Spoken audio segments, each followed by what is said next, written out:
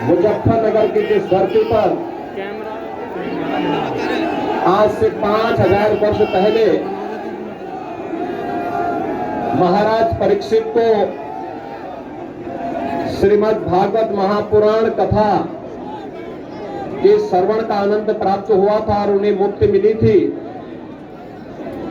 ऐसे सुख तीर्थ की धरती को मैं कोटि कोटि नमन करते हुए बुढ़ाना क्षेत्र से जुड़े हुए आप सभी भाइयों बहनों का मैं हृदय से अभिनंदन करता हूं। भाइयों बहनों, सुख तीर्थ के विकास के लिए हमारी सरकार ने पूरा प्रयास किया है। त्रेता युग की याद को ताजा करने के लिए सरकार हर संभव प्रयास कर रही है और फिर करेंगे भी क्यों नहीं। आपने देखा होगा पिछले 5 वर्ष से उत्तर प्रदेश के अंदर भारतीय जनता पार्टी की डबल इंजन की सरकार बिना रुके, बिना डिगे, बिना थके और बिना झुके हर तीर्थ स्थल का विकास कर रही है। मुझे एक सेकुलर नेता मिले, उन्होंने कहा कि आप केवल तीर्थों की बात क्यों करते हैं। मैंने कहा देखो भाई, हमारी जहां आस्था होगी वही काम हम करेंगे। हम अयोध्या का विकास करेंगे, ब्रज तीर्थ का विकास करेंगे, मथुरा वृंदावन का विकास करेंगे, काशी का विकास करेंगे, सुख तीर्थ का विकास करेंगे और सपा और लोकदल के लोग तो कब्रिस्तान का विकास करने के लिए भगवान ने पैदा करके भेजे ही हैं। आप समाजवादी पार्टी और लोकदल के किसी नेता से पूछिए कि उनको जब भी सत्ता में रहने का अवसर प्राप्त हुआ, भाइयों बहनों, देश के बड़े किसान नेता थे चौधरी चरण सिंह जी। चौधरी चरण सिंह जी देश के प्रधानमंत्री भी रहे और चौधरी साहब हमेशा किसानों के हितों की बात करते थे। लेकिन इन लोगों ने चौधरी साहब की भी अंतिम इच्छा का पालन नहीं किया। चौधरी साहब एक बात कहा करते थे और वह कहते थे कि रमाला चीनी मिल का विस्तार होना चाहिए, उसका सुंदरीकरण होना चाहिए, उसका विस्तारीकरण होना चाहिए, आधुनिकीकरण होना चाहिए। सपा और लोकदल की सरकार थी, नहीं किए। कांग्रेस की सरकार थी, नहीं किए। बहन जी को फुर्सत नहीं थी और अंततः जब आया अवसर, हमने रमाला चीनी मिल का न केवल विस्तारीकरण किया बल्कि नई चीनी मिल आज रमाला में लगा करके चौधरी चरण सिंह जी की इच्छा को पूरा किया। हाईवे हो या रेलवे, एयरपोर्ट के निर्माण का कार्य हो या विश्वविद्यालय का निर्माण, मेडिकल कॉलेज हो या फिर यहां पर अच्छी सड़कों का निर्माण का कार्य, यह भारतीय जनता पार्टी की सरकार ने किया है। लेकिन भाइयों बहनों, मैं आप सबसे पूछना चाहता हूं, समाजवादी पार्टी की सरकार के लोकदल जब उस सरकार में था, कोई एक विकास का कार्य तो बताते। उनका विकास ईमानदारी के साथ में बताऊं तो एक ही जगह उनका विकास दिखाई देता हुआ कब्रिस्तान की बाउंड्री में दिखाई देता है। और कब्रिस्तान की बाउंड्री का मतलब आपने देखा होगा, क्योंकि जिसको जो पसंद होता है वही तो करता है। जिनको जो पसंद होगा, उनके समय में दंगे होते थे, उनके समय में फसाद होते थे, बेटियां असुरक्षित थी।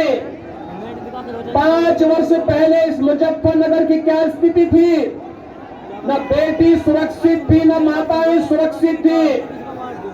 केवल दंगों की आग और कर्फ्यू के कारण यहां का जनजीवन पूरी तरह अस्त व्यस्त था। हर व्यक्ति को घर छोड़ने के लिए मजबूर होना पड़ा था और तुष्टीकरण की नीति ने कैराना और कांधला से प्लान भी करवा दिया था। भाइयों बहनों, जब मार्च 2017 में भारतीय जनता पार्टी की सरकार बनी थी, पहले जब 2013 में दंगे हुए थे, मैं पहला सांसद था जिसने संसद में मुजफ्फरनगर के दंगों के बारे में सरकार को घेरने का काम किया था और समाजवादी पार्टी की सरकार और उनके मंत्रियों की ऐसी की तैसी वहां फेरने का कार्य किया था। भाइयों बहनों, मुजफ्फरनगर का दंगा सत्ता के संरक्षण में हुआ था और कोई भी स्वाभिमानी व्यक्ति उन दंगों को न भूल सकता है और उन दंगों के कारण जिस सचिन और गौरव नाम के युवा को अपने आप को बलिदान करना पड़ा था, केवल इसलिए क्योंकि दोनों युवा बहन की रक्षा करने के लिए गए थे, बहन की रक्षा करने के लिए गए थे। कोई भी भाई जिसने अपनी कलाई पर रक्षा सूत्र बांधा है, अपनी बहन की रक्षा करेगा और सचिन और गौरव जैसे वीरों ने भी यही कार्य करने के लिए वे गए थे कि भाई हमारी बहन को क्यों छेड़ते हो, लेकिन उनकी हत्या कर दी गई। तबे दो लड़कों की जोड़ी कहां थी जो आज गुमराह करने के लिए आए हैं, सौहार्द स्थापित करने के लिए आए हैं, सब कहां थे? क्या गौरव और सचिन जाट नहीं थे क्या? तो सैकड़ों किसान यहां मारे गए थे कबाल में और उसके बाद किसान पंचायत के दौरान जब फायर हुई थी, ब्रस्ट फायर हुई थी, क्या वे किसान जाट नहीं थे क्या? क्या ये दिल्ली में बैठा हुआ लड़का तब ये तमाशा देख नहीं रहा था क्या? सरकार में भागीदार बन करके और यहां पर यहां के नौजवानों को, यहां के बुजुर्गों को मरवा रहा था और लखनऊ में बैठ करके समाजवादी पार्टी के मुखिया के रूप में, प्रदेश के मुख्यमंत्री के रूप में श्री अखिलेश यादव ये सारा कार्य करवा रहे थे। लेकिन तब मुजफ्फरनगर और पश्चिमी उत्तर प्रदेश इनको याद नहीं आ रहा था। भाइयों बहनों, मैं आज आपको यही याद दिलाने के लिए आया हूं। निर्दोष नौजवान मारे भी गए थे, निर्दोष किसानों के ऊपर गोलियां चलाई गई थी और भाइयों बहनों, इन निर्दोष नागरिकों को फिर बाद में जब यहां पर बचाने के लिए आए थे संजीव बालियान, उमेश मलिक, सुरेश राणा, विक्रम सैनी, इन सभी लोगों को उठा करके जेल में बंद करके राष्ट्रीय सुरक्षा कानून में बंद कर दिया था। इनकी गलती केवल ये थी, इन्होंने अन्याय के खिलाफ आवाज उठाई थी, उस अत्याचार और दंगों के खिलाफ आवाज उठाई थी। लेकिन भाइयों बहनों, आज मैं आपसे कहने के लिए आया हूं, 5 साल में कोई दंगा हुआ? क्या कोई दंगा करने का तो साहस कर पाएगा? आपको दंगा वाली सरकार, दमदार सरकार चाहिए, दंगा रोकने वाली दमदार सरकार चाहिए कि दंगों को करवाने वाली दुमदार सरकार चाहिए? कौन सरकार चाहिए? दंगा रोकने वाली दमदार सरकार। भाइयों बहनों, दमदार सरकार वही देगा जिसमें दम होगा। आप देखें ना, यहां के एक गुंडे, एक दंगाई, और मैं तो फिर कहने के लिए आया हूं, इनको बुरा लग रहा है, लेकिन मैंने यही तो कहा, 4.5 सालों तक ये लोग अपने बिलों में घुसे रहे और जैसे चुनाव की घोषणा हुई, चुनाव से बिलों से रेंगते हुए बाहर आकर के फिर से फुफकारने लग गए हैं कि सरकार बने कुछ देख लेंगे। और मैंने तो यही कहा था भाइयों बहनों, मैंने यही कहा था, मैंने कहा लगता है अभी पहली बार बिल से निकले हैं, कुछ गर्मी ज्यादा लग रही है, तो गर्मी भी 10 मार्च के बाद शांत करवा देंगे, फिर से शांत करवा देंगे। ये गर्मी शांत करवाने के पक्षधर है ना, ये दंगाइयों को, इन दंगाइयों के खिलाफ कार्रवाई जैसे हो रही थी, इनके गले में पत्ती लटकनी चाहिए ना,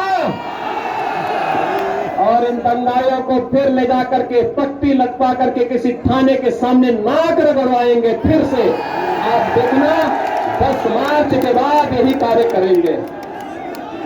और भाइयों बहनों, मैं तो यही कहने के लिए आया हूं, हम लोगों ने तो कहा है, वही कहने के लिए मैं आया हूं। भाइयों बहनों, हमारी सरकार विकास भी कराएगी, बेटियों को सुरक्षा भी देगी, व्यापारियों को सुरक्षा भी देगी, किसान का सम्मान भी करेगी, और विकास के कार्यों में बाधा बने समाजवादी पार्टी की सरकार के उन लुटेरों के घरों पर, दंगाइयों के घरों पर बुलडोजर भी चलवाने का कार्य करेगी। जिन लोगों ने निर्दोष लोगों को प्रताड़ित किया था, आपने देखा होगा, मैं 2 महीने पहले आया था ना कैराना में, कैराना में मैं आया था, मैं अचानक आया था। और भाइयों बहनों, कैराना में पलायन के जिम्मेदार अपराधियों को सजा दी है सरकार ने। हमारी सरकार एक तरफ जिन लोगों ने व्यापारियों को प्रताड़ित किया है, बेटियों की सुरक्षा के लिए, माताओं की सुरक्षा के लिए जो खतरा बने हैं, गरीबों का शोषण किया है, उन लोगों के लिए उत्तर प्रदेश की भारतीय जनता पार्टी की डबल इंजन की सरकार एक खतरा है, खतरा। और उन लोगों के लिए हमारे पहले से ही हम लोगों ने कह रखा है, भाई देखो, अगर छेड़ा होगा तो छोड़ेंगे तो नहीं, कहीं भी चले जाओगे। और बहुत चुनाव के दौरान गर्मी दिखाने की आवश्यकता नहीं। सपा के मुखिया कह रहे थे कि गर्म खून नहीं रहेगा तो हम जी नहीं सकते। अरे वो गर्म खून तब कहा गया था जब सचिन और गौरव जैसे युवाओं की निर्मम हत्या हो रही थी,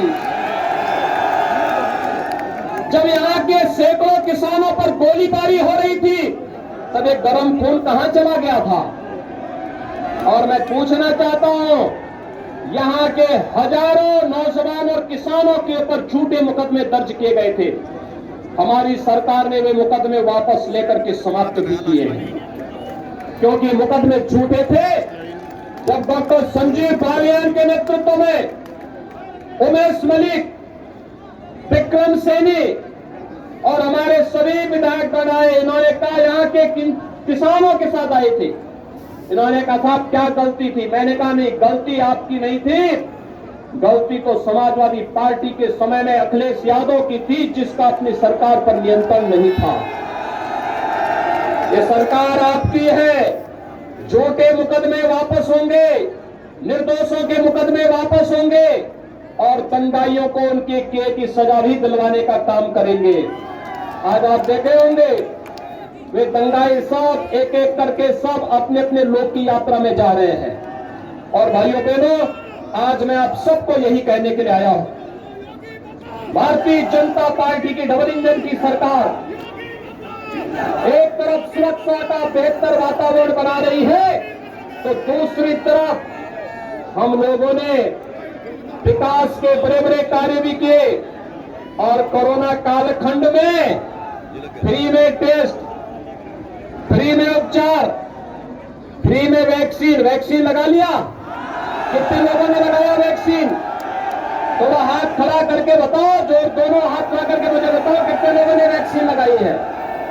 ये तो 7% लोगों ने वैक्सीन लगा ली। आपका अभिनंदन। भाइयों बहनों, जो वैक्सीन के बारे में गुमराह कर रहे थे, आज वक्त आ गया है जो लोग जनवरी और फरवरी 2020 में कहते थे ये वैक्सीन मोदी वैक्सीन है, भाजपा वैक्सीन है, उनको आज बताने की आवश्यकता है कि ये मोदी वैक्सीन और भाजपा की वैक्सीन ने ही कोरोना से जान को बचाया है, इसलिए वोट भी मोदी जी को और भाजपा को ही जाएगा। बताएंगे? सभी लोग तैयार हैं? भाइयों बहनों, मुझे एक बात बताइए, ये सपा की सरकार के समय बिजली मिलती थी और किसानों का ट्यूबवेल का इन्होंने डार्क जोन क्यों घोषित किया मालूम है ना? बिजली नहीं देते थे तो डार्क तो होना ही था, यानी कनेक्शन न देना पड़े, क्योंकि बिजली इनके समय थी नहीं। अंधेरे में रहने के आदी थे, क्योंकि अंधेरे में ही इनकी डकैतियां भी पड़ती थी। कहावत है ना, चांदनी रात चोरों को अच्छी लगती है। तो बिजली कहां से, जब बिजली नहीं देते तो फ्री कहां से देंगे? फिर कह देंगे मुजफ्फरनगर डार्क जोन है।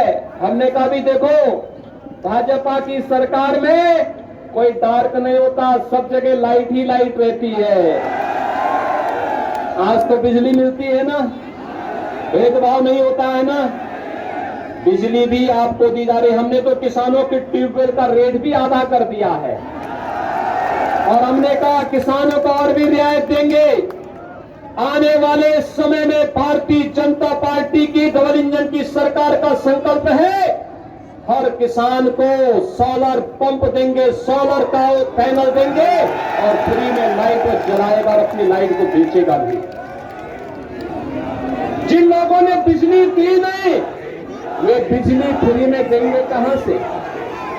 और भाइयों बहनों, आज जो विश्वविद्यालय हम बना रहे हैं, आज विश्वविद्यालय बन रहे हैं, मेडिकल कॉलेज बन रहे हैं, सड़कें बन रही है, डबल इंजन की सरकार है तो डबल डोज राशन की भी मिल रही होगी। राशन डबल डोज मिल रहा है ना? पहले ये पैसा कहां जाता था?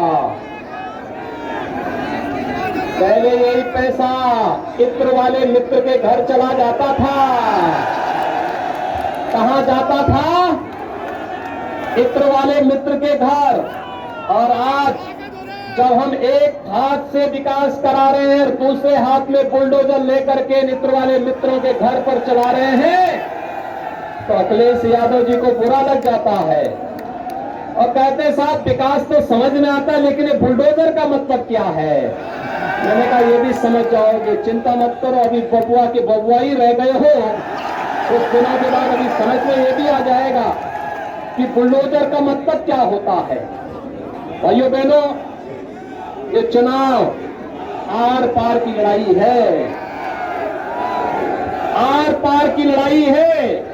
आपको कर्फ्यू वाली सरकार चाहिए या कांवड़ यात्रा वाली सरकार चाहिए? कर्फ्यू पसंद करते हैं या कांवड़ यात्रा? कांवड़ यात्रा, कांवड़ यात्रा कौन चलाएगा?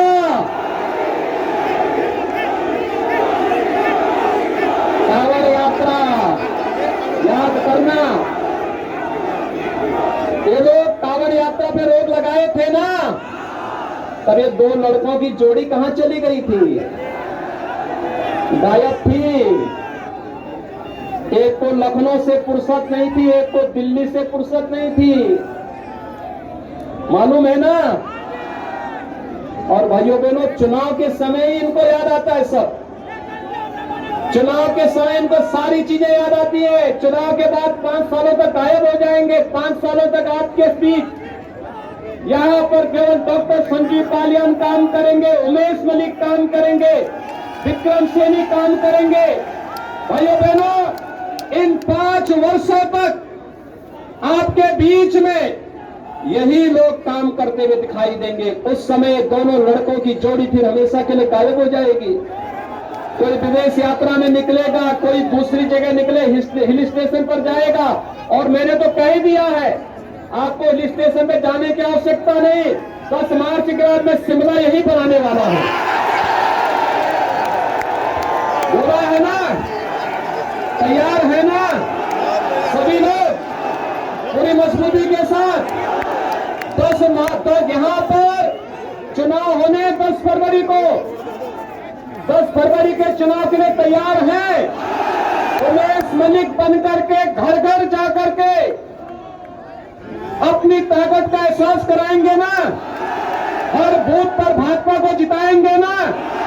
पूरे विश्वास के साथ।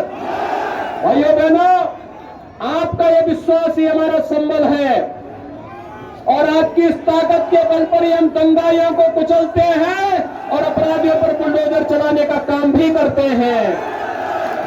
जिन लोगों ने मुजफ्फरनगर का अपमान किया था, उन लोगों को जेल के अंदर ठूंसने का कार्य भी करते हैं और इसीलिए आज आपके पास भी आए हैं। यही आह्वान करने के लिए मुझे मालूम था कि आज उमेश मलिक को जिताएंगे। लोग यहां पर कितना भी नाक रगड़ देंगे, लेकिन यहां पर बुढ़ाना में तो एक ही नाम होगा, वह नाम होगा उमेश मलिक। उमेश मलिक चुनाव चिन्ह केवल कमल का फूल होगा। सहमत हैं? सभी लोग मेरे साथ हाथ उठा करके बोलेंगे। दोनों हाथ ला करके 10 फरवरी को पहला काम मतदान और फिर जलपान। मानेंगे?